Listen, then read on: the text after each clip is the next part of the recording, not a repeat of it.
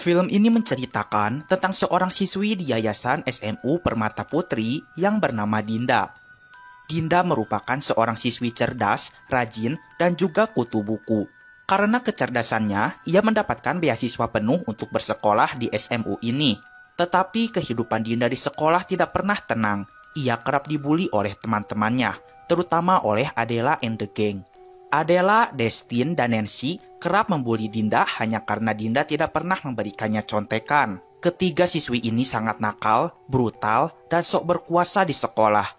Dinda mencoba untuk mengadu kepada gurunya, Bu Melisa, dan juga kepada kepala sekolahnya, Ibu Jamet. Maksudnya Ibu Janet, tentang kelakuan-kelakuan tidak terpujinya Adela. Tapi apalah daya, para guru tidak bisa melakukan apa-apa karena Adela adalah putrinya Pak Widodo, seorang penyumbang dana terbesar di Yayasan SMU Permata Putri.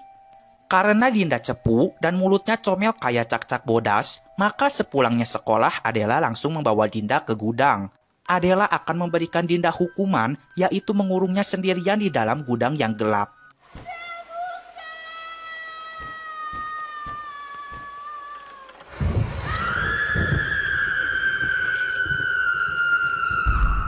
Scene langsung beralih kepada seorang ibu-ibu yang sedang bersedih.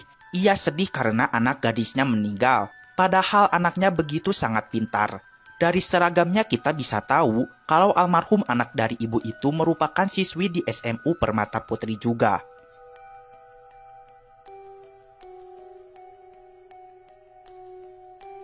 Malam harinya, Adela teleponan sama Desti. Desti tidak menyangka jika tadi Adela akan benar-benar mengurung Dinda di gudang itu. Tapi ia juga merasa resah, takut terjadi apa-apa kepada si Dinda. Adela menjawab, gak usah khawatir, si Dinda gak bakalan mati. Orang cuman dikurung semalaman doang. Adela sangat terkejut karena melihat penampakan. Kemudian ia dikejutkan kembali dengan kedatangan kakaknya, Radit, dengan muka pucat seperti tidak makan selama 5 tahun. Keesokan harinya, mereka bertiga segera mengecek Dinda. Tapi ternyata pintu gudang sudah terbuka, padahal jelas-jelas kemarin sudah mereka kunci. Mereka melihat Dinda sedang sarapan di kantin. Dinda segera dijambak.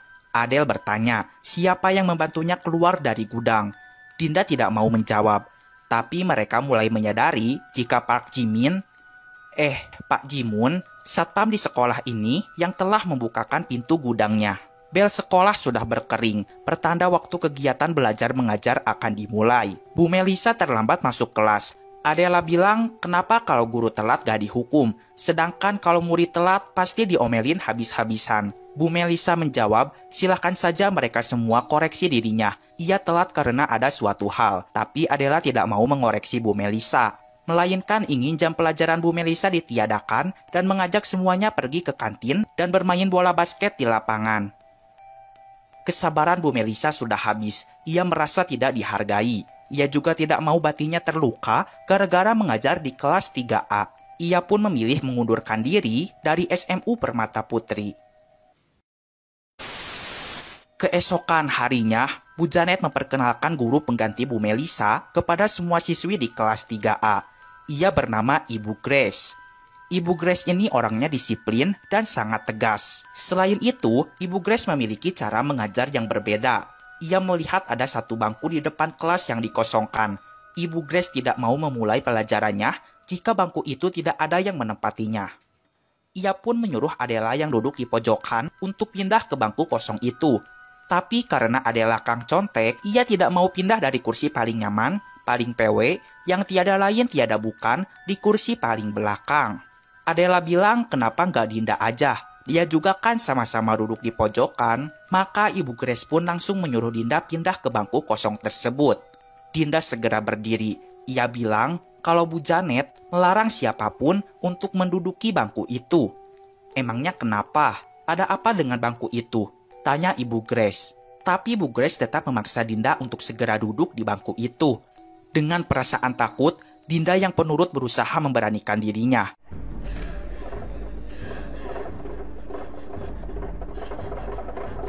Ia malah bergetar. Bu Grace marah.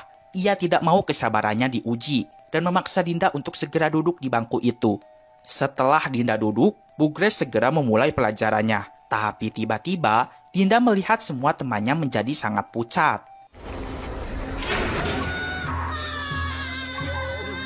Seketika Dinda kesurupan yang memporak-porandakan seisi kelas. Dinda dan bangku itu langsung melayang ke atas.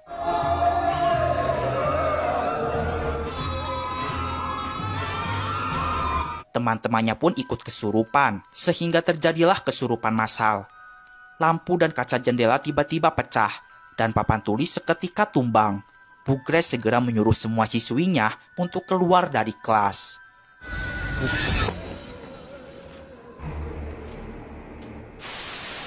Karena insiden itu, Bu Janet serta para dewan guru menjadi marah kepada Ibu Grace.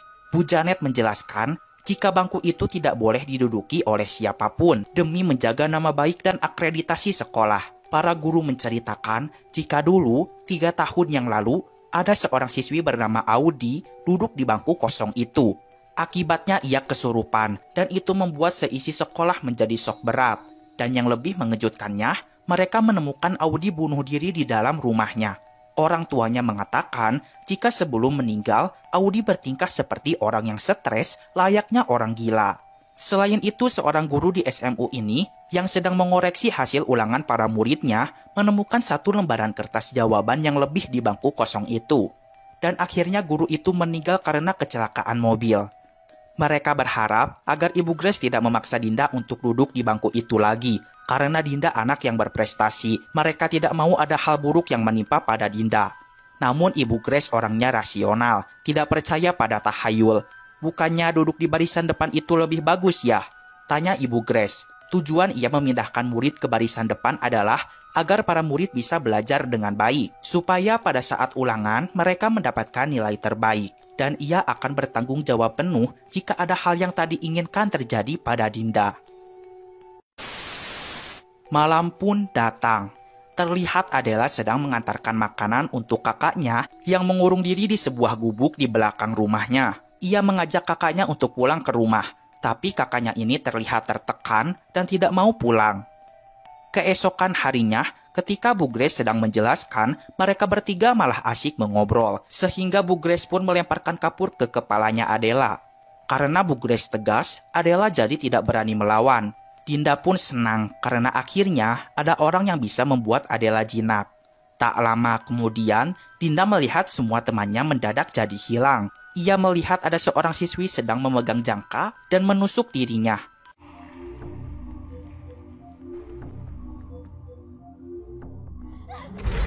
Ternyata itu hanya mimpi. Ia ketiduran dan merasa sedikit pusing di kepalanya.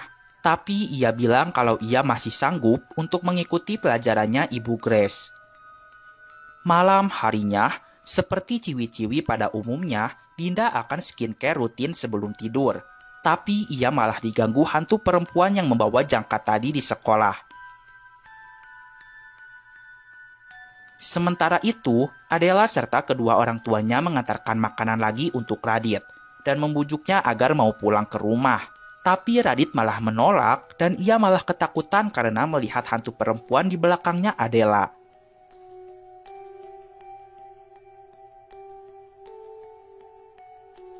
Keesokan paginya, Destin dan Nancy mengatakan jika semenjak Bu Grace datang, Adela tidak sebrutal dan senekat dulu lagi.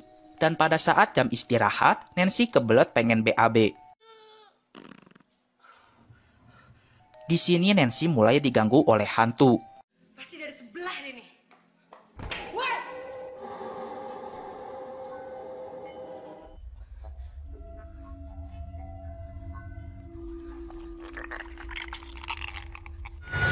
Ya, suara Nancy dong.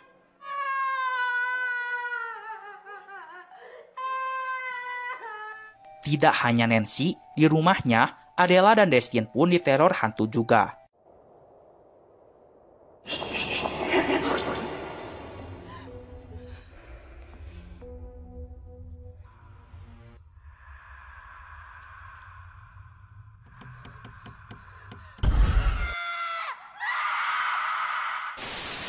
Keesokan harinya, Mereka berkumpul dan menceritakan tentang teror dari hantu perempuan itu. Mereka berasumsi jika hantu perempuan itu adalah si penjaga bangku kosong. Mungkin ia marah karena bangkunya diduduki sehingga ia meneror mereka semua. Maka dari itu, sepulangnya sekolah, Adela and the gang langsung mencoret-coret bangku kosong menggunakan kapur dan spidol. Tapi seketika, semua coretan kapur itu menghilang dengan sendirinya. Keesokan paginya, Dinda yang akan menuju kelas melihat siswi perempuan berwajah menyeramkan. Lalu ia mendapatkan penglihatan jika siswi itu adalah penghuni dari bangku kosong. Seketika ia pingsan. Sesadarnya, Dinda meminta kepada Bu Janet untuk menjelaskan apa yang terjadi di balik bangku kosong itu. Karena semenjak ia duduk di bangku itu, ia jadi sering melihat gadis menggunakan seragam yang wajahnya menyeramkan. Bu Janet tidak mau membicarakan hal ini. Pokoknya ia menyuruh Dinda untuk pindah dari bangku kosong itu, dan ia akan berusaha berbicara kepada Ibu Grace.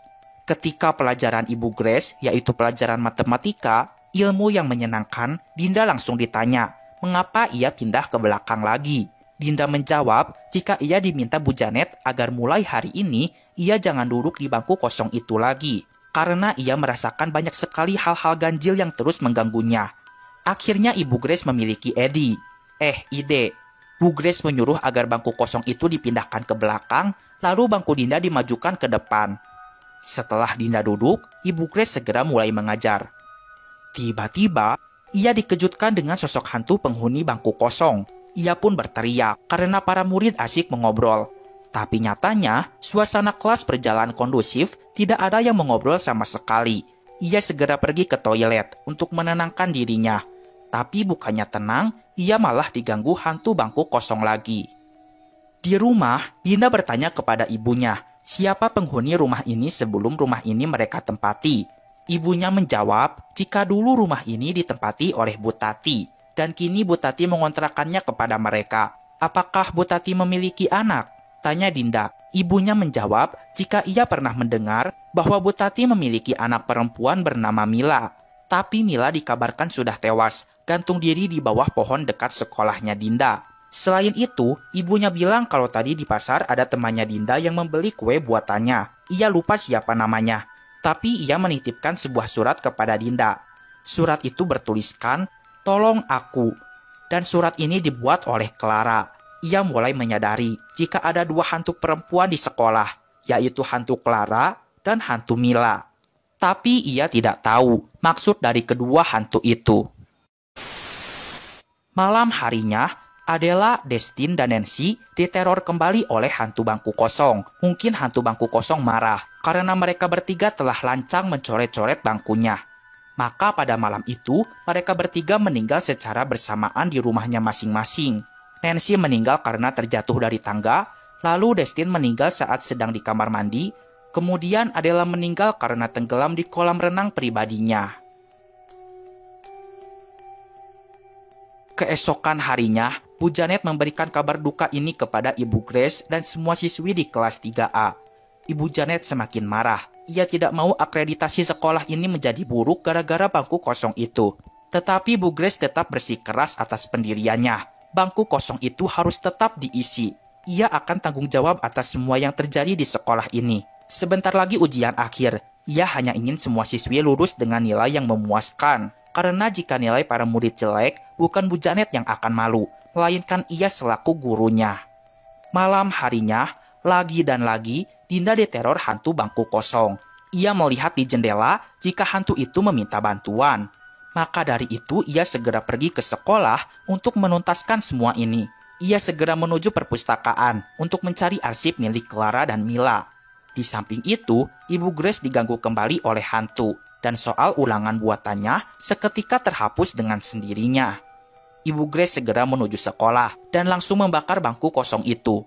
Sesudahnya mereka berdua pun bertemu satu sama lain. Pagi harinya, berdasarkan alamat yang tercantum di arsip milik Clara, akhirnya mereka berdua berhasil bertemu dengan ibu kandungnya Clara. Ibu itu terlihat sangat sedih, Slur. Ia menceritakan jika Clara anak yang pintar. Cita-citanya menjadi seorang dokter, sehingga membuatnya rajin belajar dan mendapatkan beasiswa dari sekolah. Secara tak sengaja Dinda melihat sebuah foto. Ibu Clara mengatakan jika foto itu adalah fotonya Clara, Mila, dan Radit. Mendengarkan nama Radit, mereka berdua menuju rumahnya Adela. Tapi sayangnya Radit serta kedua orang tuanya sedang tidak ada di dalam rumah. Tak lama kemudian, mereka mendengar suara teriakan Radit yang berasal dari sebuah gubuk. Mereka berdua segera memasuki gubuk itu.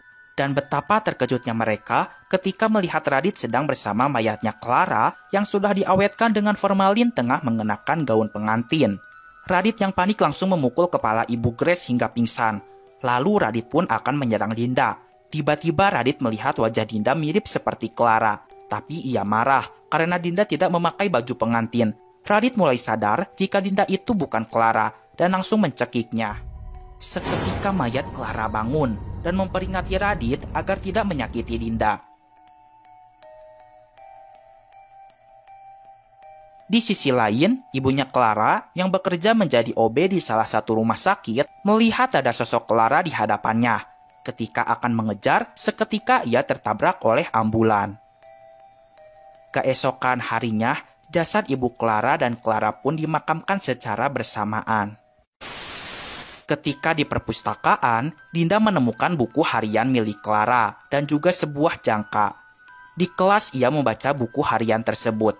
Buku itu menjelaskan jika Clara dan Mila adalah sahabat baik.